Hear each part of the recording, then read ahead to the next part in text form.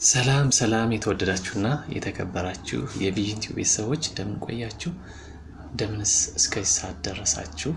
በያላችሁበት ሰላማችሁ ብዝት ይበልልኝ እያልኩኝ እንግዲህ ዛሬ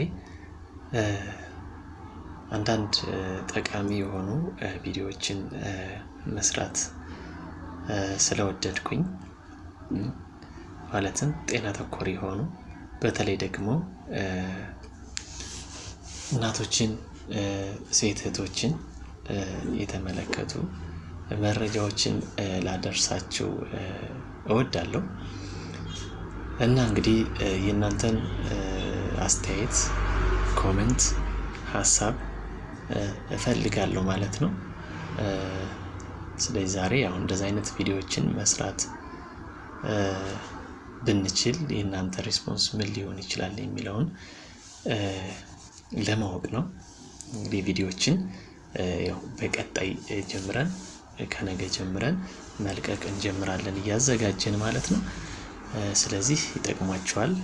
ለእናንተ ባይጠቅማችሁም እንደ ቤተሰብ ወይ ደግሞ ለሌላ ሰው የሚጠቅመው ወይ ደግሞ እነዛ ህመሞች ሊከሰቱበት ወይ ደግሞ ተከስተውበት የሚያውቁ ሰው ሊኖር ስለሚችል መረጃዎችን ለራሳችሁ ተረድታችሁ ለሌላም ሰው እንድታስተላልፉ ለማለት ያህል ነው ማለት ነው። ስለዚህ ስለምን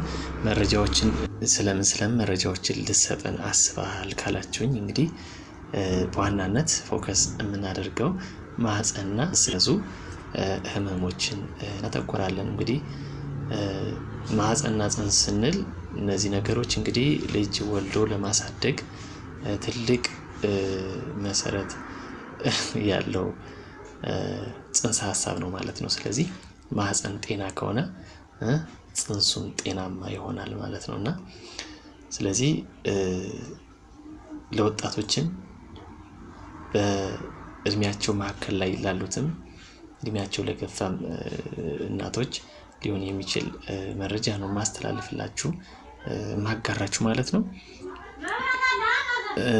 ስለዚህ እንግዲህ አንድ ልጅ እርግዝና አንዲት እናት ማርገዝ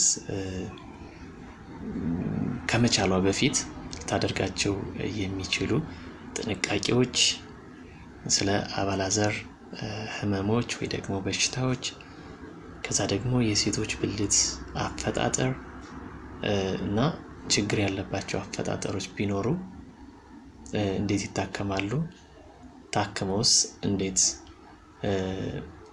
እንድትወልድ ማድረግ ይቻላል፣ ከዛስ ደግሞ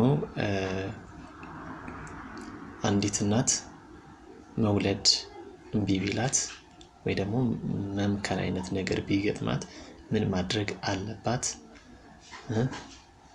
ሙሉ በሙሉ መውለድ የማትችልበት ሁኔታ ነች ወይስ ደግሞ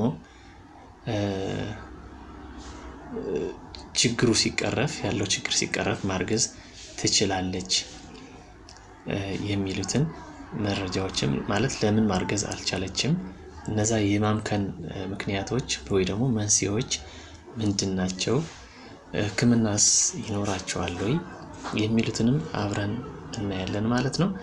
ያው የአባላዘር በሽታዎች እንዳልኳችሁ እንግዲህ በአሁኑ ሰዓት ኦልሞስት በሚዲያ ነገር አታገኟቸውም። ነገር ግን ህመሙ በጣም እየተሰራጨ እየበዛ በጣም በውስጥ ለውስጥ እንግዲህ ለብዙ ሰዎች ህልፈተ ህይወት ራሳቸውን እስከ ማጥፋት የሚደርሱበት ሁኔታ ላይ ነው የሚገኙት ማለት ነው። ግን ከሚዲያ ርቋል።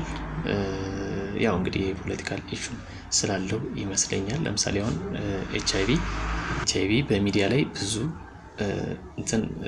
ሲተዋወቅ አታዩም፣ ግን የሆነ ሰዓት ይተዋወቅ ነበር። አሁን ግን በሽታው ድኖ ሳይሆን ስለቀለለ ሳይሆን ያው እንግዲህ መላመድ የሚባለው ነገር ግን እሱ እየከፋ እየበዛ ነው ማለት ነው። ስለዚህ አዌርነስ መፍጠር ስላለብን ያው እንግዲህ ብዙ ሰዎችን መታደግ ስላለብን አብዛኞቻችን የምናጠፋ ያው መረጃውን ባለማወቅ የበሽታውን ሲሪየስነት ባለመረዳት ሊሆን ስለሚችል ስለዚህ ይህን ቪዲዮ የምትከታተሉ የምታዳምጡ በትንሹም ቢሆን ጥሩ መረጃ ይኖራችኋል ብዬ አስባለሁ። ስለዚህ በቪዲዮዎች እስከምንመለስ መልካም ጊዜ ይሆንላችሁ። ስለዚህ ይጀመርልን እያላችሁ ኮመንት ላይ አስቀምጡልን ማለት ነው። ስለዚህ ከነገ ጀምረን በቪዲዮ እንመጣለን ማለት ነው። ሰናይ ጊዜ ይሆንላችሁ በድጋሚ